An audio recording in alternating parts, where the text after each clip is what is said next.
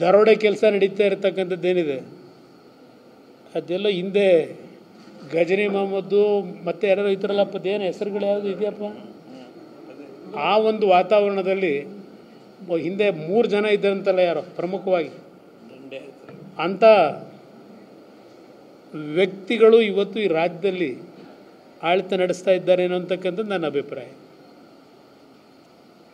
ಬಹುಶಃ ನಾನು ಬೆಂಗಳೂರಿನಲ್ಲಿ ನಡೀತಾ ಇರತಕ್ಕಂಥ ಈ ಸರ್ಕಾರದ ತೀರ್ಮಾನಗಳು ರಾಜ್ಯದ ಪರಿಸ್ಥಿತಿಗಳು ಏನಿದೆ ಇದನ್ನು ಮಾತನಾಡಲಿಕ್ಕೆ ಹೋದರೆ ನಿಮಗೆ ಬಹುಶಃ ಸ್ವಲ್ಪ ನಿರಾಸಕ್ತಿ ಆಗ್ಬೋದು. ಬಹುಶಃ ನಿಮಗೆ ಈಗ ಅದು ಎಂಥದ್ದು ಹನಿ ಟ್ರ್ಯಾಪು ಸುಪಾರಿ ಪ್ರಕರಣ ಈ ವಿಷಯಗಳು ಆದ್ಯತೆ ಪಡೆದಿರ್ತಕ್ಕಂಥದ್ದು ನಾನು ಕಾಣ್ತಾ ಇದ್ದೇನೆ. ಎಂಥ ಹೀನಾಯ ಪರಿಸ್ಥಿತಿಗೆ ಈ ಸರ್ಕಾರ ಬಂದಿದೆ.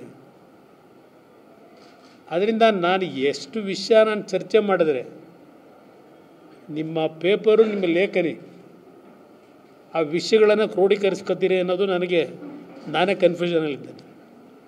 ನಮ್ಮ ಬರವಣಿಗೆ ಪತ್ರಿಕಾ ಪ್ರಿಂಟ್ ಮೀಡಿಯಾದಲ್ಲಿ ಬರೀತಕ್ಕಂಥವ್ರಿಗೆ ಇನ್ನು ನಮ್ಮ ದೃಶ್ಯ ಮಾಧ್ಯಮದವರಿಗೆ ನಾನು ಹೇಳ್ತಕ್ಕಂಥ ವಿಷಯಗಳನ್ನು ಎಷ್ಟು ನೀವು ನಿಮ್ಮ ದೃಶ್ಯ ಮಾಧ್ಯಮದಲ್ಲಿ ಜನತೆ ಮುಂದೆ ಇಡಬಹುದು ಅನ್ನೋದು ಅದು ಸಹ ನನಗೆ ಎಷ್ಟು ಮಟ್ಟಿಗೆ ಸಕ್ಸಸ್ ಆಗ್ಬೋದು ಮಾತಾಡಿದ್ರೆ ಅಂತ ಜನಗಳು ತಲುಪುತ್ತೆ ಅಂತ.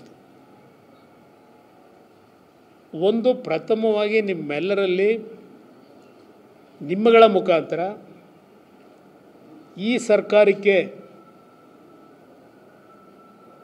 ನಾನು ಸವಾಲಾಗ್ತಕ್ಕಂಥದ್ದಕ್ಕೆ ಇವತ್ತು ಬಂದು ಕೂತಿದ್ದೇನೆ.